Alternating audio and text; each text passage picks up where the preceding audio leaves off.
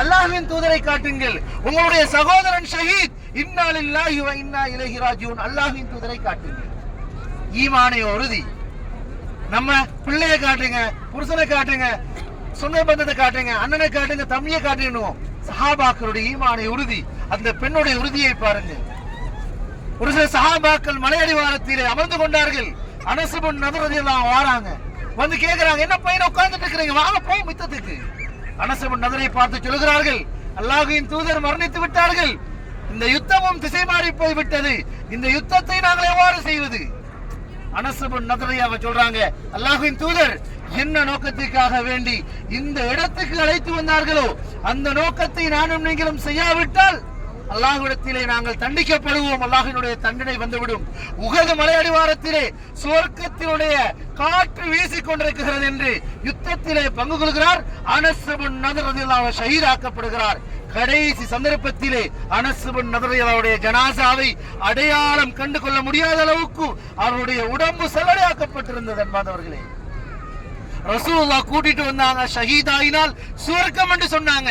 அந்த சுவர்க்கம் எனக்கு கிடைக்கணும் அப்பா. இன்னும் ஒரு சஹாபி ஓடி வராரு, யா ரசூலல்லாஹ், முஸ்அப் இப்னு உமைர் ஆழமாக உள்ளத்திலே பதிய வைத்துக் கொள்ளுங்கள்.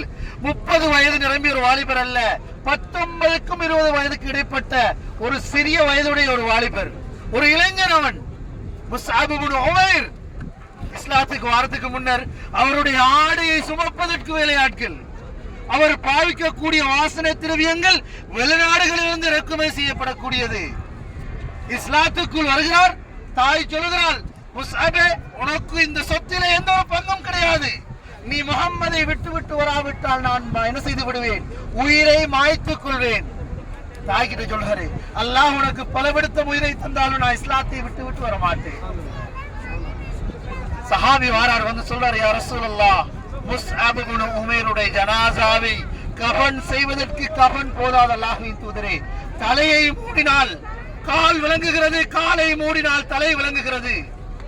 அன்பார்ந்தவர்களே, இந்த வாதினுடைய கரம், அவருடைய கஃனை நாங்கள் எவ்வாறு செய்வது அல்லாஹ்வின் தூதரே? அல்லாஹ்வின் தூதர் சொல்லுகிறார்கள், முஸ்அப் இப்னு உமைருடைய தலை பகுதியை நீங்கள் கஃனால் மூடிவிட்டு கால் பகுதியை இதுகர் என்று சொல்லக்கூடிய புட்களை கொண்டு அவருடைய கால் பகுதியை கஃன் செய்யுங்கள். அன்பார்ந்தவர்களே, வயிறான சாப்பிட எல்லாத்தையும் நாங்க பிரச்சனை படுறோம், நிம்மதியான தூக்கம் இல்லாட்டி பிரச்சனை படுறோம், ஒழுங்கான ட்ரெஸ் இல்லாட்டி பிரச்சனை படுறோம். எப்ப சரி சுபஹ் தொழுகை என்னை விட்டு மிஸ் ஆகிருக்குது, ஐங்கால தொழுகை நான் ஜமாத்தோட தொலைலையே, எப்ப சரி கஷ்டப்பட்டிருக்கிறோமா, எப்ப சரி கவலைப்பட்டிருக்கிறோமா? என் பிள்ளைகிட்ட குர்ஆன் ஓதுறதுக்கான, என் பிள்ளைக்கு குர்ஆன் ஓத தெரியாது, என் மகளுக்கு குர்ஆன் ஓத தெரியாது, என் வீட்டுல தொழுகை இல்ல, குர்ஆன் ஓதுறது இல்ல, நாங்க எப்ப சரி கவலைப்பட்டிருக்கிறோமா? அன்பானவர்களே, சஹாபாக்கள் உலகத்தை நோக்கமாக வைத்து வாழவில்லை. இன்னும் ஒரு பெண்மணி வருகிறார், அல்லாஹ்வின் தூதரிடத்திலே சகோதரனை கேட்டு வரவில்லை, சகோதரனுடைய நிலைமை பற்றி சொல்கிறார், யா ரசூலல்லாஹ், என்னுடைய சகோதரன் ஹம்தலா இந்த யுத்தத்திலே ஷஹீதாக்கப்பட்டார். அவர் திருமணம் முடித்து ஒரே ஒரு நாள் தன் மனைவியோடு இருந்தார். அவர் இல்லறத்திலே இருந்து குளிப்பு கடமையான நிலைமையிலே யுத்தத்திலே பங்கு கொண்டார். அவர் ஒரு ஜுனுபாலி, குளிப்பு கடமையானவர். அவருடைய ஜனாசாவினுடைய சட்டத்தை சொல்லுகிற அல்லாஹ்வின் தூதரே, குளிப்பு கடமையான நிலைமையில கூட அவருக்கு பெருசா விளங்கினது தன்னுடைய இல்லற வாழ்க்கையில். அன்பானவர்களே, மனைவி பெருசா விளங்கல, இல்லறம் பெருசா விளங்கல, அவங்களுக்கு விளங்கினது இஸ்லாம் தான். ஜனாசாவினுடைய சட்டம் என்ன? அல்லாஹ்வின் தூதரே, அல்லாஹ்வின் தூதர் சொல்லுகிறார்கள், ஜனாசா ஹம்தலாவுடைய ஜனாசாவை மலாயிக்காமார்கள் குளிப்பாட்டுகிறார்கள். சுப்ஹானல்லாஹ். இதை போல ஒரு அந்தஸ்து யாருக்கு என்பவர்களே கிடைக்கும்? நாங்க எப்படி யோசிக்கிறோம்? என் பிள்ளைக்கு நல்ல முறையில படிப்பு கொடுக்கணும், எனக்கு இந்த வீட்டை நான் இப்படி கட்டணும், எனக்கிட்ட இந்த வாகனம் எப்படி இருக்குன்னு யோசிக்கிறோம். தவறு கிடையாது. ஆனால் இஸ்லாத்தை மறந்த பொருளாதாரங்கள், இஸ்லாத்தை மறந்த உலக வாழ்க்கைகள் நமக்கு தேவை கிடையாது.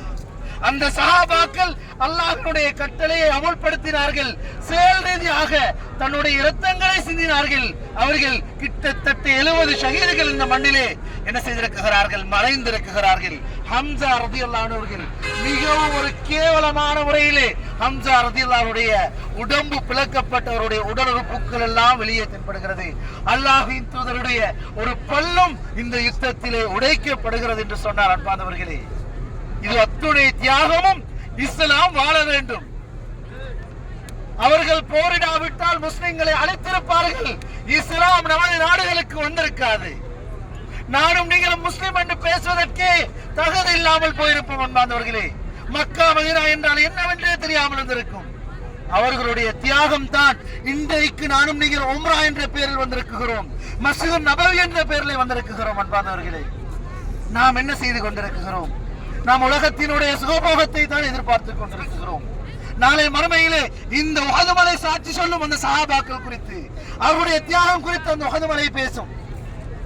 நான் மரணித்தால் என்னுடைய மனைவி, என்னுடைய பிள்ளை, என்னுடைய உற்றார் உறவினர்கள், என்னுடைய ஊர்வாசிகள் எதனை சொல்ல காத்துக் கொண்டிருக்கிறார்கள். என்பாதவர்களே, இந்த பிரயாணம் எங்களுடைய வாழ்க்கையிலே மாற்றம் வர வேண்டும், பண்பாடுகள் வர வேண்டும், தொழுகையிலே மாற்றம் வர வேண்டும், எமது உடை பாவனையிலே மாற்றம் வர வேண்டும், எமது மார்க்கத்திலே நல்ல ஒரு சிறந்ததொரு சீர்திருத்தம் வர வேண்டும்.